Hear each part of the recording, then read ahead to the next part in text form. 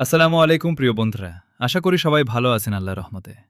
আজকের বিষয় হল আল্লাহর দিকে ফিরে আসার সেরা সময় এখনই। চলেন শুরু করা যাক।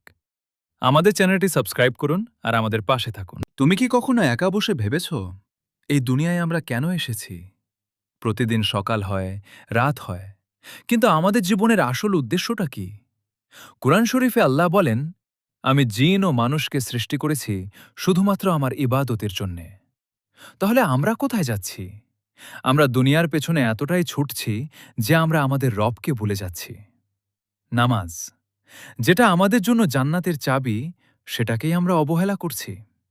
একটু চিন্তা করো, যে আল্লাহ তোমাকে নিঃশ্বাস দিচ্ছেন, যে আল্লাহ তোমাকে রিজিক দিচ্ছেন, তাকে তুমি দিনে ৫ বার স্মরণ করতে পারছো না? হজরত মোহাম্মদ সাল্লাল্লাহু আলাইহি ওয়াসাল্লাম বলেছেন, কেয়ামতের দিন সবচেয়ে আগে নামাজের হিসাব নেওয়া হবে। তাহলে আমরা কি প্রস্তুত? বন্ধু, আজ যদি মৃত্যু এসে যায়, আমাদের আমূলকে আমরা সবকিছু ঠিক রাখার চেষ্টা করি, মোবাইল, টাকা, বন্ধু, কিন্তু নিজের আখিরাতের জন্য কি করছি?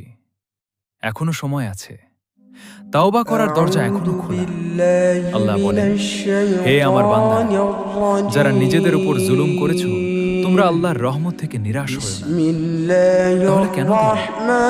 আজ থেকেই শুরু করুন। الرحمن ৫ ওয়াক্ত নামাজ, কিছু কুরআন তিলাওয়াত আর আল্লাহর কাছে কাঁদা। বিশ্বাস করো, আল্লাহ কখনো কাউকে ফিরিয়ে দেন না। শেষে একটা কথা, দুনিয়া সাময়িক, কিন্তু আখিরাত চিরস্থায়ী। তাই ফিরে আসো আল্লাহর দিকে, আজই, এখনই। আল্লাহ আমাদের সবাইকে সঠিক পথে চলার তৌফিক দাও। আমিন।